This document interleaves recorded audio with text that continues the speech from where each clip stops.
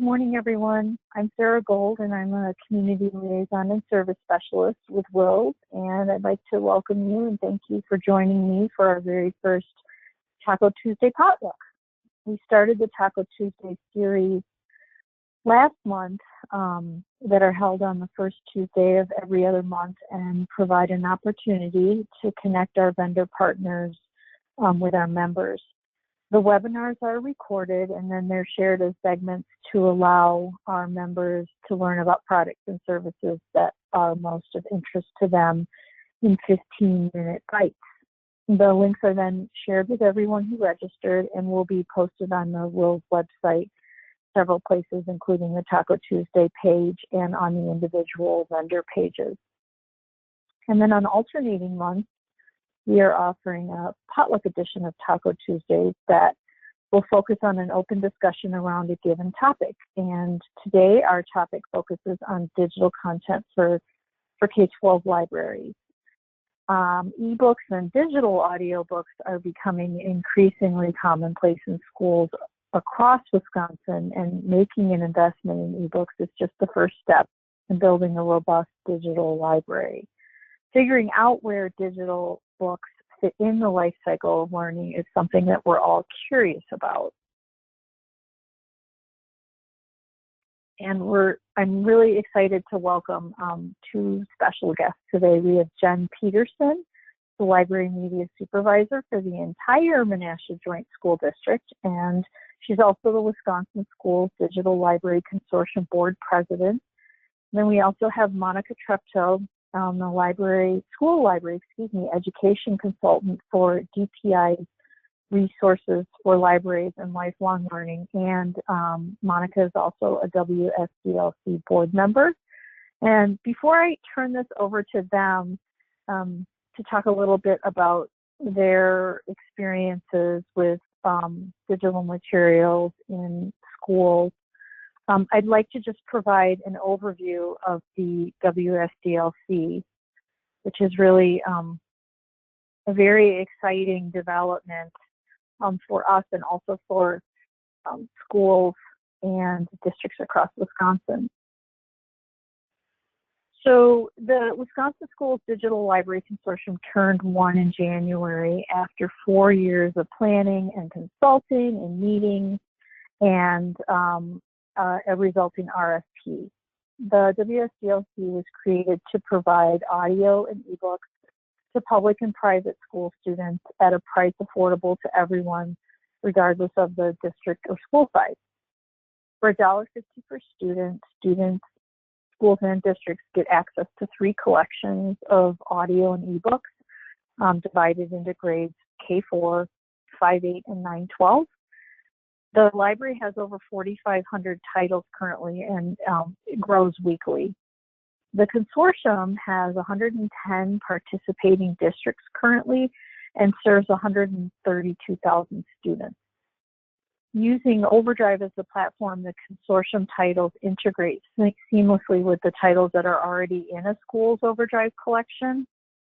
And the WSDLC has a board that consists of CISA representatives, partnerships with the Wisconsin Department of Instruction, CISA purchasing, the CISA statewide network, and then Wills serves as the project manager. The WSDLC is so exciting because it's a big step towards equal access to digital materials in districts. If you are interested in more information, including membership forms, I did put the address on this slide for the WSDLC page. So I'm going to go back here and introduce Jen, who will be talking about how she's integrated ebooks and digital audiobooks into her classrooms and programming throughout her district. And I will say that Jen was one of the first districts, the Menasha Joint School District was one of the first districts to adopt Overdrive with ebooks, probably about, I want to say, was it 4 years ago? It was 4 years ago. And Jen has really run the gamut in terms of exploring all sorts of digital materials with her students and also her staff. So Jen, can we hear you?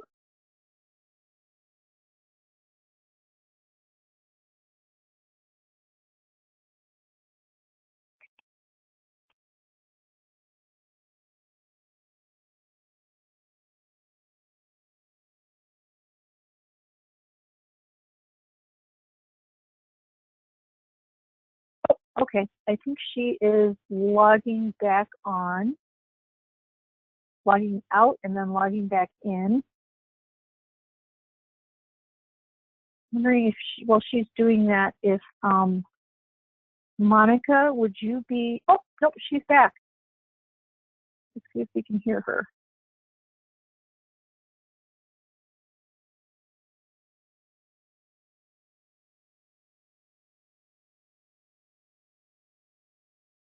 No, we can't hear you. You're green, but we can't hear you. Should we have Monica speak first, and then maybe you could call in on the audio number, John? Here, let me get that for you.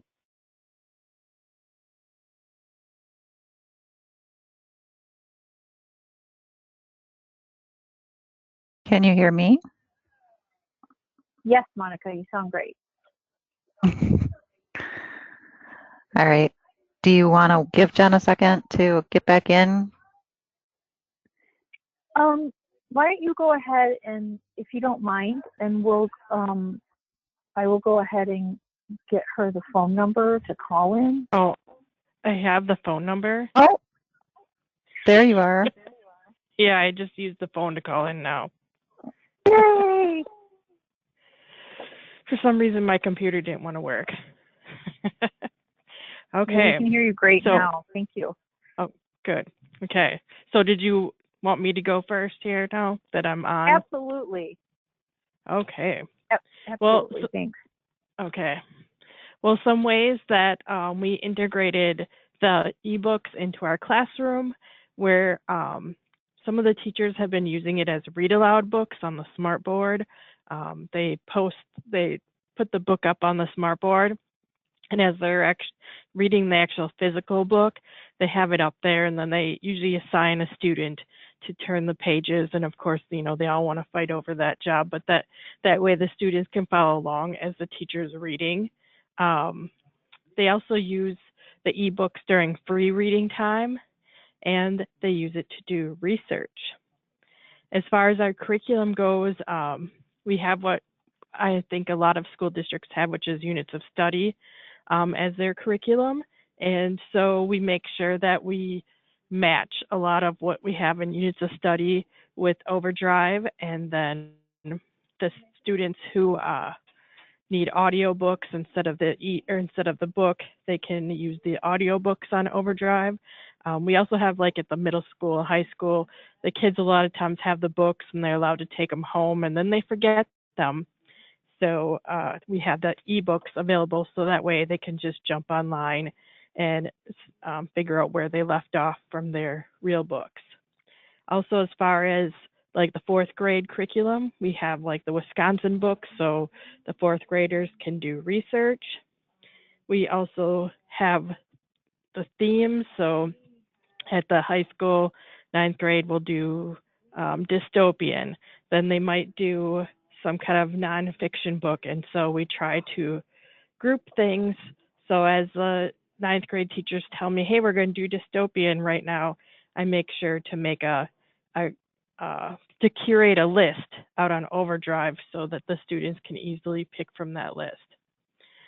And then during summer reading time, we were sending books home with students. We were allowing students to check out up to 10 books and take them home during the summer.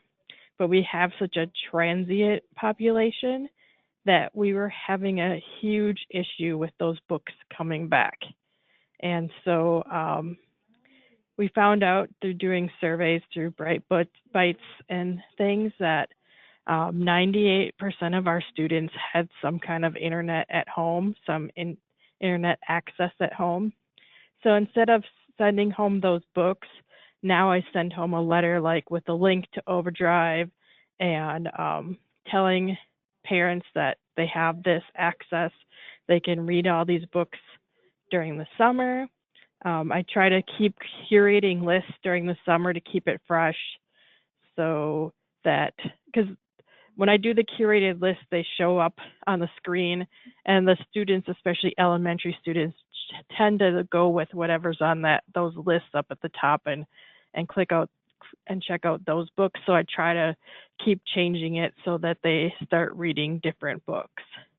And then we also have a program that is called Beanstack, which most of the public libraries use, and that is it's like the students can keep track of their reading. So it's kind of like a Goodreads, but it's more for schools and libraries. It's a safe way for students to keep track of their reading, but we can also use it as it can keep track as far as challenges, like we challenge you to read so many books this summer, or so even to just do things like go visit your public library. And so we use that, and I incorporate Overdrive into that, my ebooks into that. So those are just some of the ways that I use the ebooks in the school. Thanks, Jen. Have you had any success with audiobooks as well? Do you find Yes. I guess I'm wondering in terms of age groups, where are you finding the breakdown of ebooks versus audiobook usage? I'm finding that audiobooks actually are across the whole grade spectrum, like all of the kids like audiobooks. And then my ebooks are more elementary kids, which is kind of strange, but because they have the picture ebooks, and so they tend to gravitate towards that, where the older high school students are like, I don't have time to read. I'm just going to listen to this book on my phone. And they have the devices too. So they have phones with them at all times. Do you find too that I know in the public library audience, I guess, we find, my experience with audiobook listeners is that they are less concerned about titles and more concerned about availability of titles. So right. Like they want to log in and find something to read immediately, as opposed to putting a specific title on hold and then waiting for it. If we find that behavior much more attributed to ebook readers, and I'm just wondering if you find a similar pattern with students. Yes, I do. And being an avid ebook or audiobook listener myself, I find the same thing with me, is that in my reports, it's showing when I have holds, it's usually almost always the ebook and not the audio version of a book. And I know myself, like I have books on hold because at night I read ebooks, but like in my car when I'm driving around all day, I listen to audiobooks, and I'm just like, I just need a book to listen to, and I just look at what's available and pick one from there. So I do think that that's pretty common with people who listen to audiobooks. Okay. So that behavior sort of starts with students and carries on. Mm-hmm. Okay.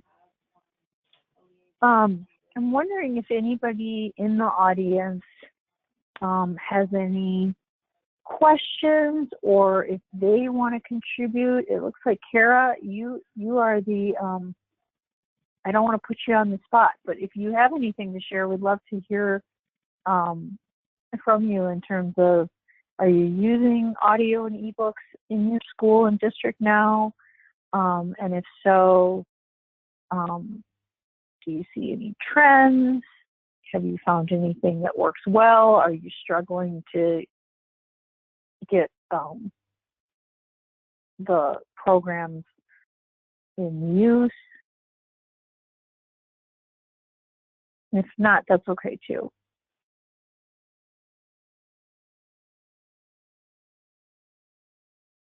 Because I know, Jen, you've been working with Overdrive has it been 4 years now? I think it's like 7 years. Has it been that long? Okay. Yes. And I know that you, at the beginning, we had a lot of discussions about how you, the process by which you got students to start using Overdrive. I'm wondering if you might be willing to talk a little bit about that, because it was really creative. I mean, because you like my bait and switch technique. yeah, exactly. So I thought it was. I call it work. Right. I call it book candy bait and switch.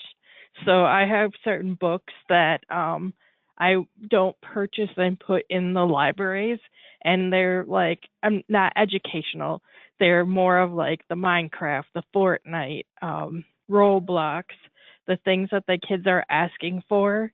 And so I put those on Overdrive, but not in my library. And the biggest thing, if I put them in my library, they disappear and never come back. That's just how those kind of books usually go. And so I put them on Overdrive, and then the kids, when I talk about it, I say, oh, we have Fortnite books on Overdrive. And then they're like, oh, and then they go there, and they start off on Fortnite books. And then as I watch them during that time, suddenly they're checking out, something totally not Fortnite. And so I call it the book candy bait and switch. And you also, when you first started, I remember you saying that you really spent a lot of time sort of courting staff and building up the collection for your staff members, so that they would use Overdrive, become familiar with it, and then hopefully feel more comfortable sharing it with their students. Yes, and that's, the biggest thing is you find some of those bestsellers that everybody wants to read, the teachers want to read, put them in your high school collections, and the high school students want to read them too. But then you say, oh, have you read I'm trying to think of something that's big right now, but I know it's something, The Girls of Paris, The Lost Girls of Paris. And it's by the person who wrote The Orphan Train. And so they're all like, no, is it out yet? And then you say, yeah, it's on Overdrive. And then they go and read it. And then as they start using it more and more, they become more familiar with it.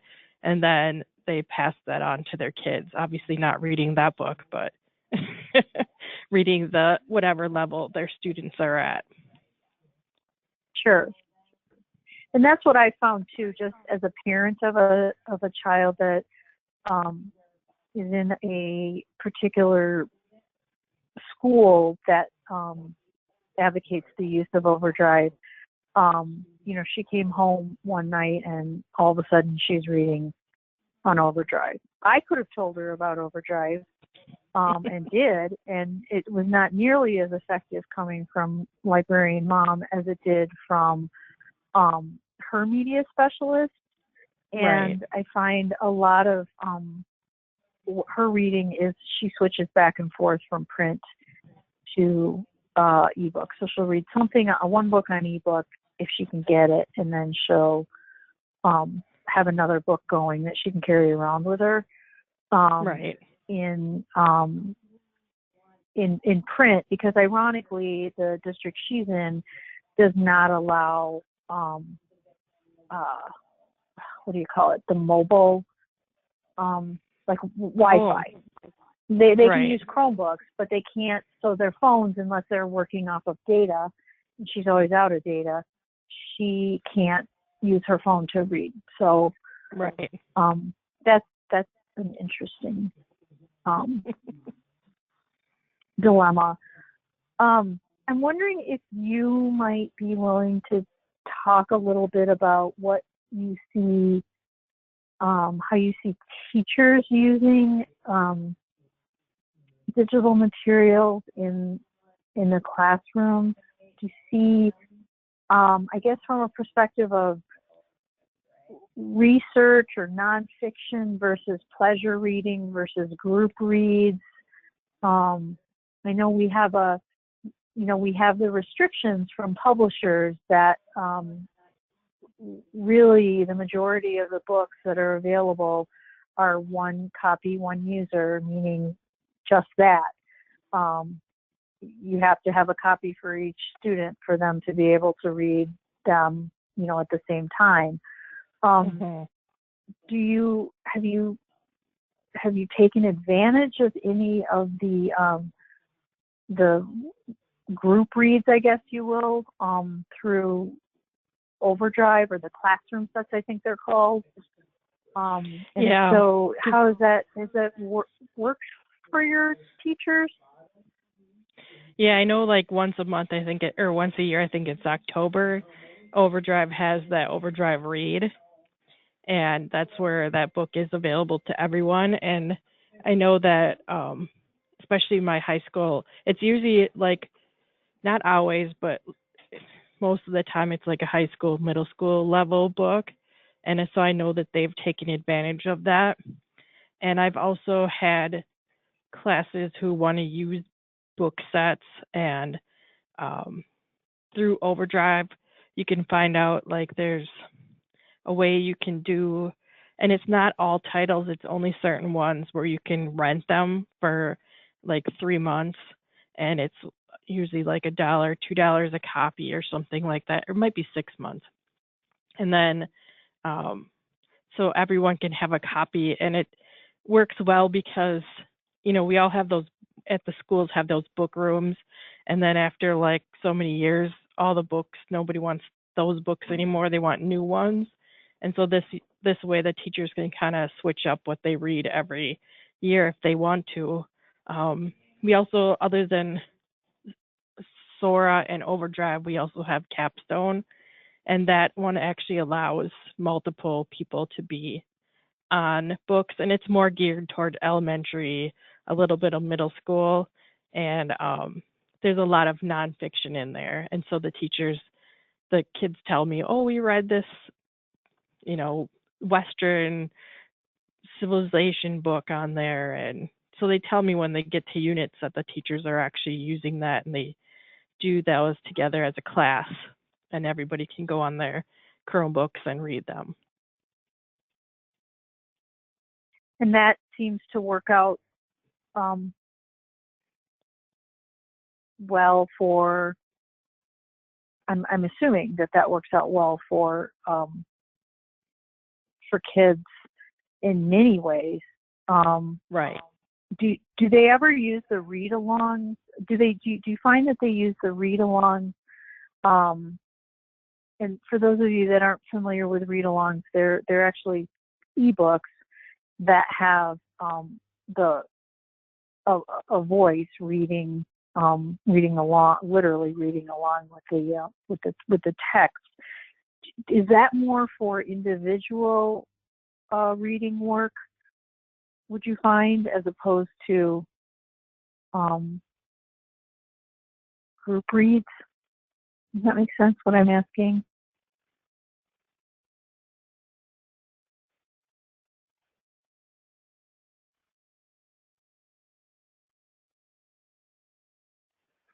Oh, did I mute her?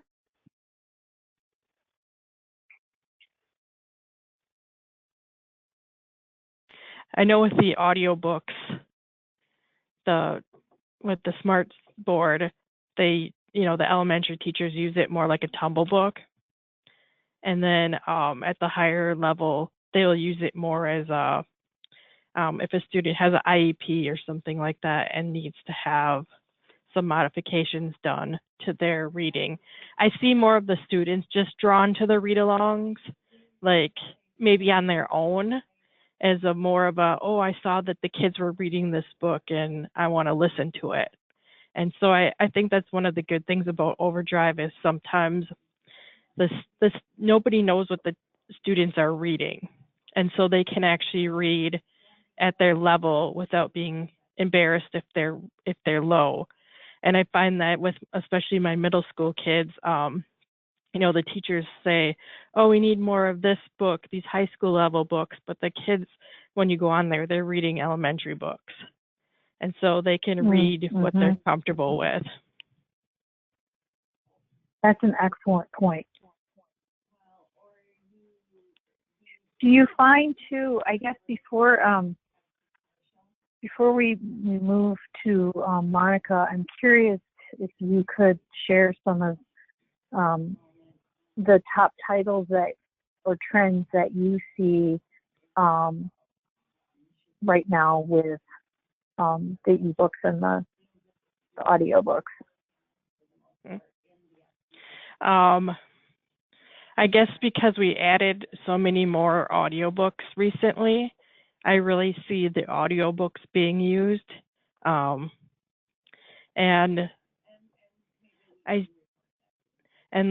the elementary students using more of the read-alongs where it has the voice to it. And we always try to tell them like the audiobook is not cheating. You're not cheating by listening to the book. It's not, because you have some of those teachers that would be like, you cannot listen to the audiobook version.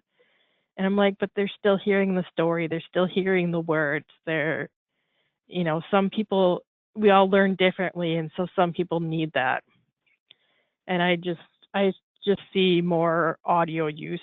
And yet, like what you said, the people who are really into the ebooks, they have that hold list. And so, they have like so many books on hold, and the audiobook people are more like, yeah, whatever's available, I'll listen to.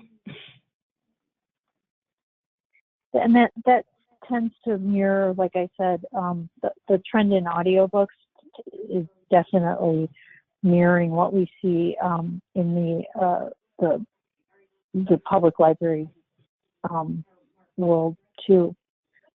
If you had a couple words of advice for somebody that was starting out with building an ebook and audiobook collection, what would that be? What would be words of wisdom?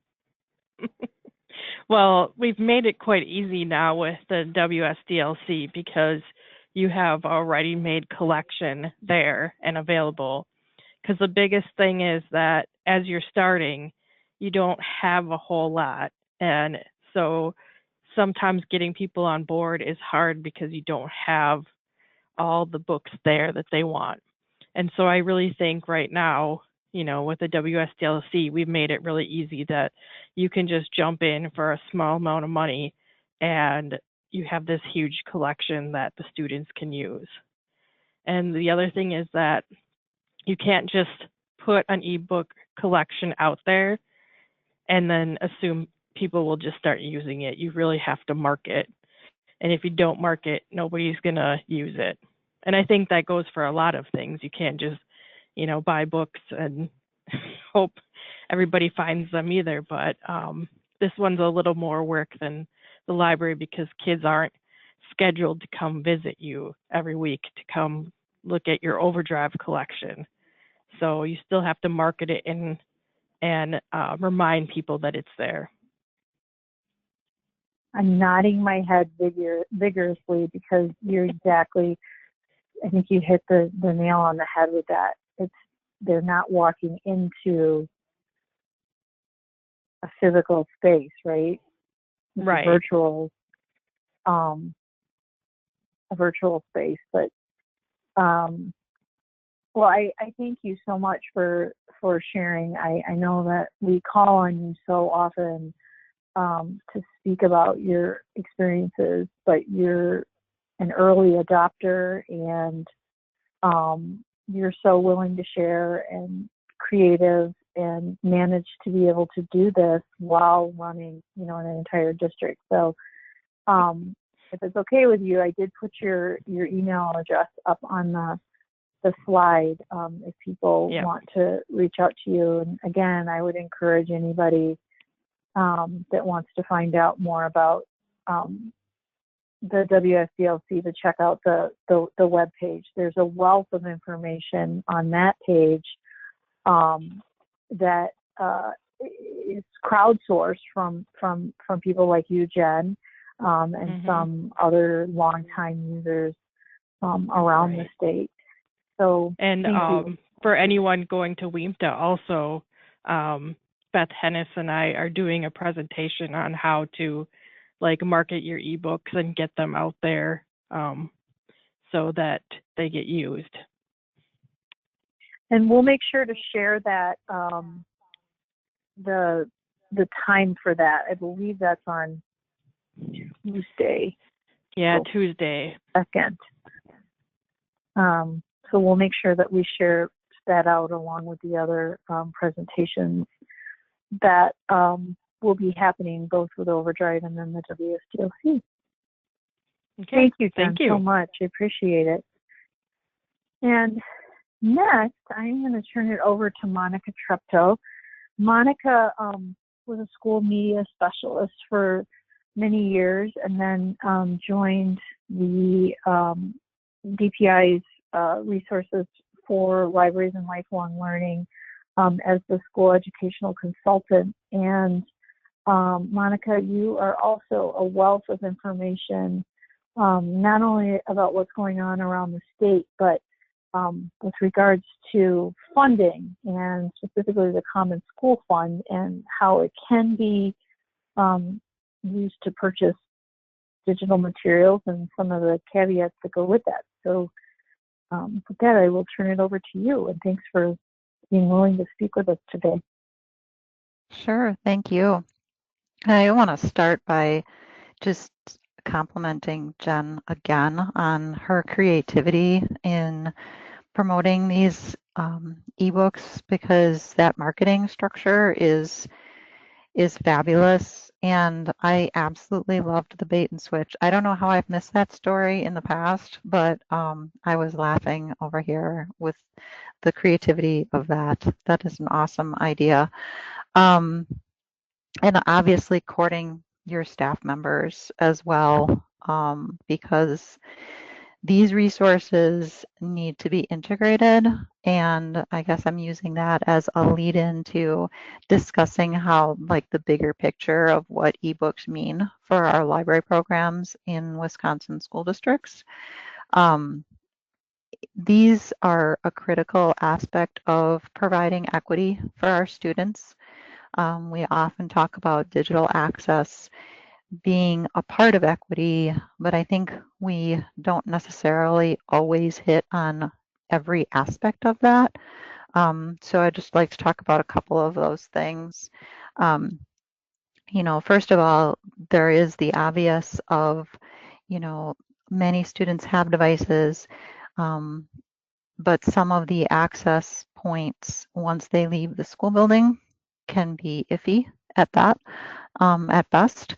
We do have a lot of rural population. We also have even kids in our urban areas that don't have access to Wi-Fi at their homes. And one of the features of Overdrive in that you can use the library space to download these ebooks and audiobooks and then be using your digital device without that internet connection is absolutely huge.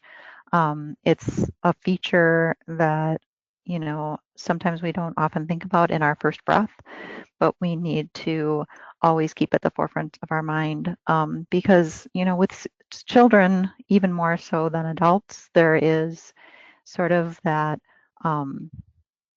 social status aspect of when they have their device or they have their Chromebook and being able to use that device. And that brings, a certain level of confidence to our kids. So with the ability to download at school and not having to rely on that Wi-Fi access off school grounds is critical.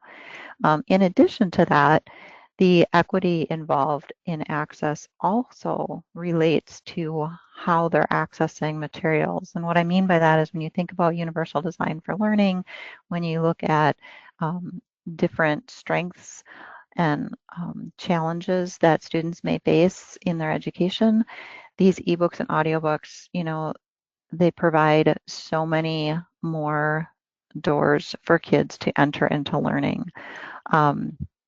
Obviously, Jen touched on one when she was talking about the high use of audiobooks and, convincing staff members that the audiobook experience is equal to the reading experience. And for some kids, probably even a better experience. But even just taking the print aspect of an ebook, the application allows for changes in text size, changes in background. It allows for, dyslexic reading styles to easily manipulate the material. So there's all kinds of options within these ebooks and audiobooks that allow for students of all their backgrounds and all abilities to access material. And that equity piece, I think, is super, super important. And especially when we talk back, linking to your funding question, our Common School Funds, which is unique to the state of Wisconsin, so I know we have at least one caller who's not from Wisconsin. We are blessed in Wisconsin in that, based on our original Constitution, there is money that schools receive annually for library programming. And we have to be very careful that that money is never taken for granted. And one responsibility that we have as caretakers of that funding as it comes into our districts, librarians need to be able to really look at that spending and be able to track the data of what is being spent on and kind of do a needs analysis of what future purchases should be in order to meet district level goals. So it's not just about the library goals, or it's not just about promoting literacy, but it's showing how that promotion of literacy impacts student learning and district-wide goals and initiatives. I think it's been proven time and time again that library programs, are hugely beneficial to school districts, but we live in a data-structured world. So we need to be able to provide the data that shows that our library programmings are contributing to district-wide initiatives and goals and making a difference. And one of the ways we can do that is by showing that our funding that we're being allocated is spent effectively.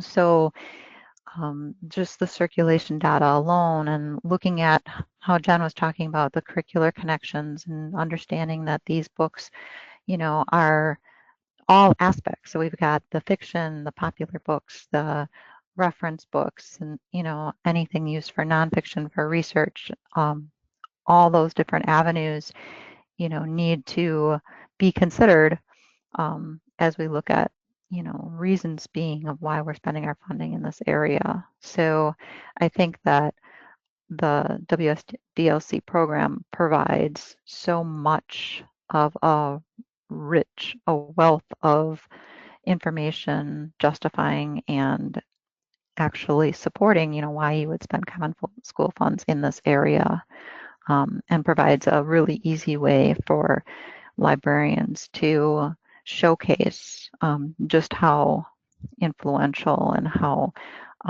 effective that funding is to the program. Thanks, Monica. Yeah. So with regards to, I know that there are a few districts that may have different funding availability to them, like Title I money, for example. When they have questions about how to pay for digital materials, specifically ebooks and digital audiobooks, is that something that they can contact you for? I mean, I know that you have a wealth of information that's an excellent website that I point many people to. But in terms of the sort of the nitty-gritty interpretation stuff, that's Yes. handled by you? Okay. Yeah, I'm more than happy to answer questions. My answers aren't legally binding by any stretch of the imagination. I'm not an attorney. But I definitely, part of my role, and I take that as a sort of important aspect of helping people understand why and how the money can be spent where it is. And I'm actually really glad you brought that up, because I had a question fairly recently in regards to this. A district was looking at the possibility of doing those classroom sets, those reading room materials, through a digital format. And in that case, that additional use of Overdrive is not a library program, right? That's for your curriculum, it's for your classes. So Overdrive can invoice separately, and they would have to if they wanted to supplement what they were using their common school funds for, and then for their curriculum. So, it's a very fine line sometimes, and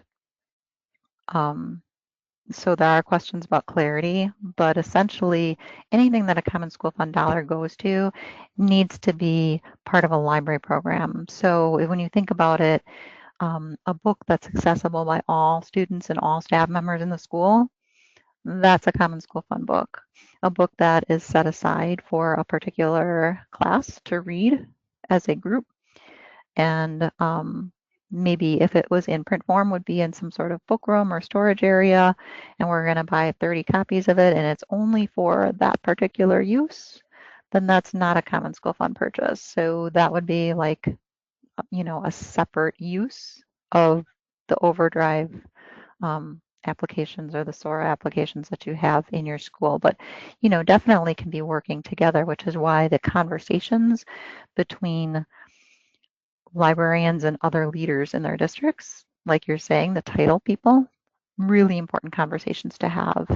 The one great thing about title money, of course, is that in recent years, there's been a shift in that the new language surrounding ESSA, the Every Student Succeeds Act, does afford building out your library program as acceptable spending for title money.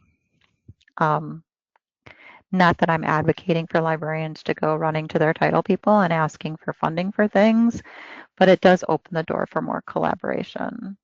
That's wonderful to know, especially as we see more and more money being allocated to digital materials. And I think that this conversation is very important for any vendors that may be listening or will be listening to the recording. I know I have conversations all the time with vendors and how they need to market and to whom they need to market materials in Wisconsin too, in terms of our K-12 media specialists, because they might think that widening the audience will improve their reach and improve sort of the value add to their resources. But in Wisconsin, you really have to be careful, as you mentioned, about the ways in which we, I guess, market and communicate products. And Right. probably teachers, for example, without that component of the school media specialists or the teacher librarians in it, can really run afoul of, the major funding source for school libraries. Right. They need to have that understanding that the Common School Fund doesn't stretch beyond what's happening in the library, but I also would encourage any of the vendors to use the school librarian as a conduit to those things, because a school librarian is the person that's building library program. Library programming exists only in conjunction with other school programming. So your messenger out to the teachers, you're actually getting more value add to your marketing if you talk to your librarian than you are to an individual teacher, because your librarian is going to be able to go to that staff meeting and be able to, you know, demonstrate and help the teachers as a group understand through professional development what the benefits of this resource are. So yes, I would strongly suggest that any vendors who are thinking about marketing to schools for curriculum product start with library, you know, and not asking library to pay, but obviously starting that ebook program within your library first is a great way to introduce the product. And you have somebody like Jen who's so great at marketing and developing interest and showing kids how to use it and showing teachers how to use it. And then you leap into it as a curriculum resource from there. That's a great point, and a great place to see if there are any questions. I don't think there are. However, there may be once people listen to the recording. And I want to thank you, Monica, and ask if you have any final thoughts to share.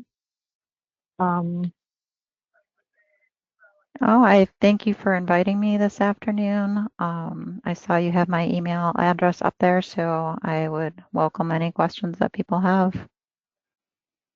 We're so fortunate to have you because you're so accessible and knowledgeable, and very grateful to have you as a resource that I call on very often, and also to have you a part of the WSGLC board. So thank you so much for taking the time today, and you'll also be at WINTA along with Jen and myself,